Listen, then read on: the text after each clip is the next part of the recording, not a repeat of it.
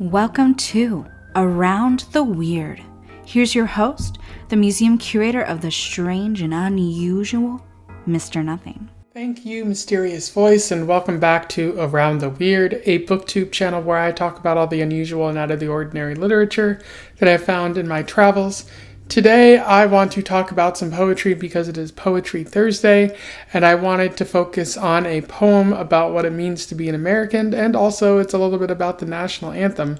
I am referring to a new national anthem by Ada Limón. For those who don't know, Ada Limón is a poet who has been getting published for some time now, and she was also a poet laureate of the United States. Which is significant because she was the first Latina poet laureate.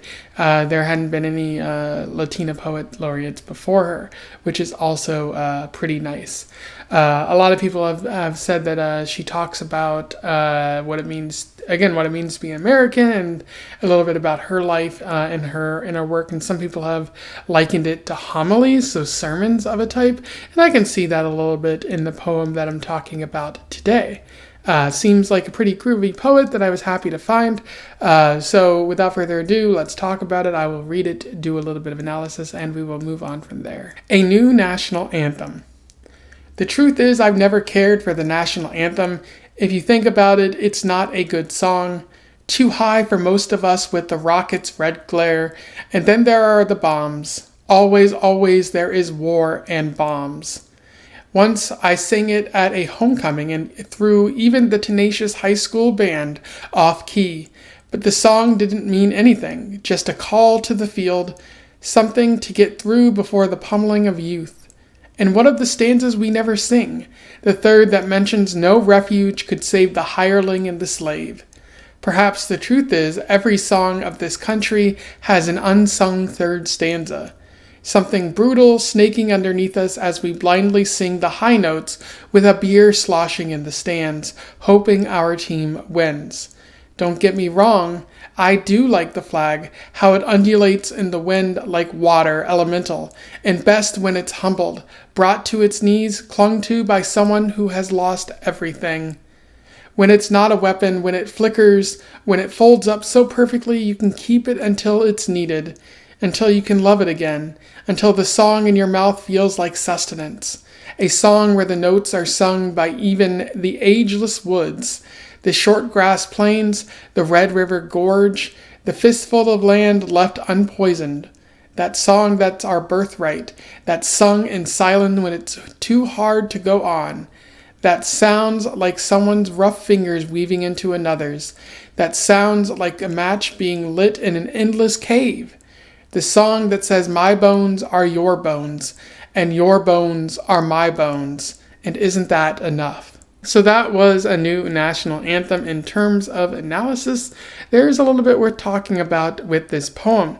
In terms of narrative, there's not strictly a narrative, it's just the narrator talking about the national anthem, how they feel it doesn't adequately, get at what this country is all about or the full potential of this country. It's kind of meaningless, or it hides some of the like the way that we talk about it hides the reality of the poem of the song. And noting that they don't hate this country, they don't hate the flag, like they love it in certain ways, and there are other songs that can be sung that get at what America is truly about, what everyone is truly about, which is very beautiful. I find a lot of this poem to be interesting. Like one of the big themes is that of sort of the hidden nature of America, or the things that we don't talk about, the sort of unreckoned with past, and that's present in the Star-Spangled Banner. The narrator says, and what of the stanzas we never sing? The third that mentions no refuge could save the hireling and the slave.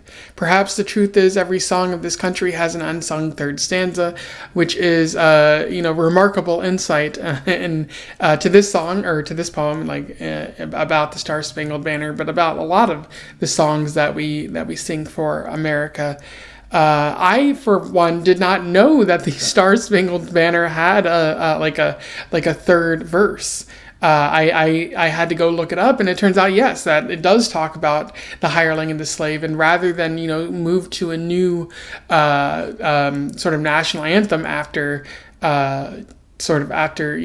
we got rid of slavery in this country, we just kept using it, but we stopped talking about that part, and that doesn't address the underlying issues of America. It just sweeping it under a rug. It just means that it's going to explode again at a later point. And so, it's kind of weird how much this country refuses to talk about its previous sentence. Ada Limón certainly isn't the first person to say that, but she does have good insight into that here. And then the way that she describes the flag is also beautiful, saying it undulates in the wind like water, elemental, and best when it's humbled, brought to its knees, clung to by someone who has lost everything. And that really resonates with me in my heart, describing the flag in a way that not a lot of people do, because most people say it's old glory and it's shining and it's waving and it's scaring our enemies. But there's another aspect of the flag and how it can be touching and meaningful and really graceful as well. And then you get to the end of the poem where she talks about what other songs could be sung that could more accurately reflect America. She notes, a song where the notes are sung by even the ageless woods, the short grass plains, the Red River Gorge, the fistful of land left unpoisoned, that song that's our birthright, that's sung in silence when it's too hard to go on. And later she says, the song that says my bones are your bones and your bones are my bones, and isn't that enough? And I think it's really getting at the connected nature of everyone, as well as the glory of the land that we reside upon. And it's like the fistful of land left unpoisoned, kind of getting at capitalism and evil corporations in the process, noting that, they might not be as American as they claim to be if they're poisoning this land that's beautiful and mostly unspoiled, just saying, oh, we can dump whatever we want here or whatnot. And that's not really in the best interest of the country as a whole. But I really like that end where it says my bones are your bones and your bones are my bones, and isn't that enough? That we're all one, that we're all unified, or that we could be unified if we had the right song, the right message that was meant to unify Americans. Those are my thoughts on a new national anthem by Ada Limón.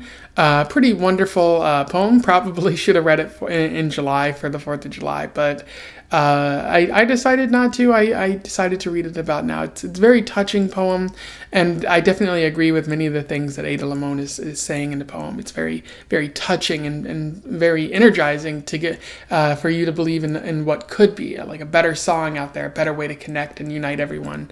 Even though it might not be possible to unite everyone, we could certainly be trying harder. So I definitely recommend that you go out and read it. I'll put a link to it in the comments or in the description below. Let me know what you think in the comments. Let's have a discussion about this. Otherwise, don't forget to like, share, and subscribe so that other people can find out about this poem or this poet or even Poetry Thursday. And until then, I wish you the best of luck in your weird and united travels. Farewell.